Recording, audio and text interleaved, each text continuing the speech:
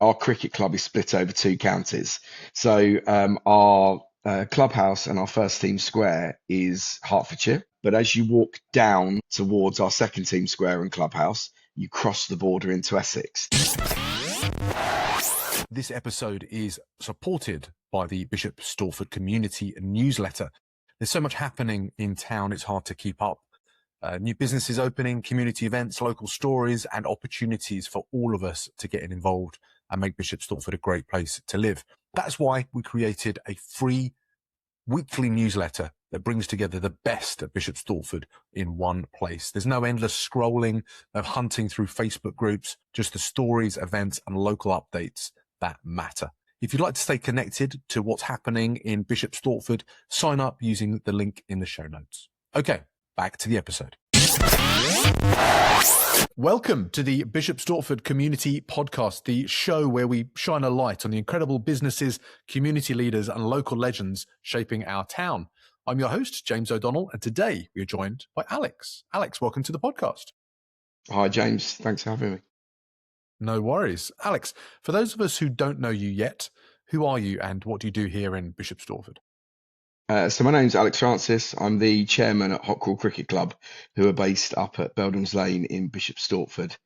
We're a family cricket club that have celebrated our 150th year this year, which is really exciting. Wow, 150 years. There must be some history there. Yeah, there is. So we originally started at the bottom of Beldams Lane, and then in 1991 we had a developer come along and wanted to use that land, and they relocated us there with a clubhouse and a single cricket square. And we were quite lucky a few years later to buy a second piece of land next to it. So we're actually, after Bishop Stortford Cricket Club, the only local club to have two cricket squares. Fantastic. And 150 years, you got two squares. How many people have you got in the club? What's the kind of membership like? Yeah, so we run adults and children. So we've got two adult teams on a Saturday, one adult team on a Sunday, and they will play league cricket. So we probably have around 40 adult members. So it's still quite small, but our junior section is really where we're growing. So we've got juniors all the way from 5 years old up to 15.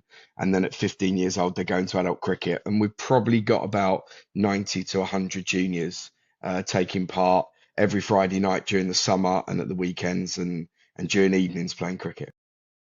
Brilliant. I guess it must be a really social event if you've got kids that young age coming through playing. Yeah, absolutely. So it's sort of testament. Our first 11 is made up of 10 out of 11 ex-juniors. So I've been there since I was 11 years old. My brother, it's a bit of a family affair. My dad's the groundsman.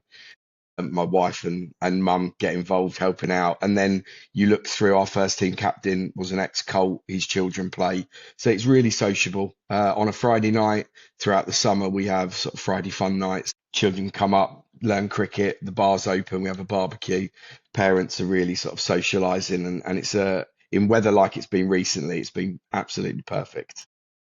Yeah, perfect cricket weather, isn't it? What does a cricket session look like for the kids and for adults, wanting to try it out? Yeah, so it sort of varies. So we have our 5 to 9 year olds, and that's really just about running around, throwing, catching. The technicality of the sport isn't something that you focus on at that age. It's about sort of social development, but also sort of just learning about the game, but in a really loose way. And then the sort of 9 to 11 year olds start to get a little bit more technique in, but again, the emphasis is on having fun, socializing, making friends. And then as you get a little bit older and start to take it seriously, there's more specific training. But again, we say to all our players, we want you to go out, try hard and have fun. Because actually, when you relax, when you enjoy it, you normally play your best kind of sport because you're relaxed in that environment. So it's really relaxed. We've got qualified ECB coaches who are there sort of overseeing all the training, the practice. We encourage the parents to stay. They can watch. At the younger levels, we also have a game where the parents can get involved, do a bit of fielding or batting, which always goes down well at the end of the training session. So again, it's a really friendly atmosphere. We've been quite fortunate this year. So with the sport children tend to sort of maybe move to a club where their friends are. And we're in Bishop Stortford, in the local area, we have a lot of cricket clubs. But what we've actually seen this year are people coming back from those clubs and returning to Hockerill because of the atmosphere, because of the environment, and because it's as much about enjoying yourself and participating as it is about winning. We want to make sure that actually the children are enjoying it. They're not putting too much pressure on themselves. And we're finding that's breeding success. We've had some really sort of successful teams this year in our juniors do really, really well and get into sort of finals of tournaments. But that's because they want to be there and they're doing well. That's wonderful. Before we jumped on the call, you mentioned as well that you'd been doing some events with Essex Cricket. What's the tie-in there? Yeah, so we're affiliated to Essex. So really interestingly, our cricket club is split over two counties.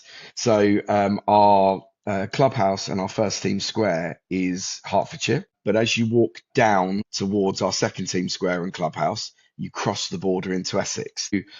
This year, when we were looking at 150 celebration, realised that they too were celebrating their 150th, which was fantastic for us because we were trying to hook and hang our celebration. So we went down to watch a double T20 game and they had us onto the field. Our Colts did a guard of honour for the players coming out, which was fantastic. And two of our members also dressed up as burritos and did a burrito race. Yeah, quite interesting. So basically inflatable burritos doing an assault course across the pitch at half time. The traditional celebration for Yeah, 150 years, isn't it? Yeah, right. Okay. Absolutely, yeah. Fantastic. And so with the juniors, are they playing matches against other local cricket clubs? Yeah, absolutely. So again, the 5 to 10-year-olds are purely training. But then after 10, we'll enter them into, we form part of West Essex where we are, and we will play sort of local teams. So we'll play Stansted, Stanstall, Nelsnham, Saffron Walden, North Weald, Epping, Audley Wendon. So a lot of competitive games. So they're getting both that sort of structure of the sport, but also that competitive element. And it's worked really well for us. Fantastic. Quite nice places to go and visit as well, Alex. They are on a Sunday morning. It's quite pleasant in good weather like this. Sit out. There's some beautiful village cricket grounds within 20 miles of Bishop Stortford. So yeah, it's not a bad way to spend a Sunday morning. Nice. A dad's allowed to have a little kip on the side? There is normally, especially if it's been a big night before, there's a little bit of a snooze going on the bench. Fantastic. That's a competitive sport I can get my head around. Yeah, absolutely. Definitely. So if there's a family out there with young children that want to, come and get involved, or they maybe even want to return to cricket themselves and, give it a go, what's the best way for them to reach out and make contact with you, Alex? So either heading up to Hockerill Cricket Club on a Friday, Saturday or a Sunday. There's normally one home game on a Saturday and a Sunday, and on a Friday we've finished our training for the summer because of school holidays, but we're doing fun nights where parents can come up and have a drink, kids can go out, get a bat and ball, really sort of unstructured, but just enjoy yourself, run off a bit of energy.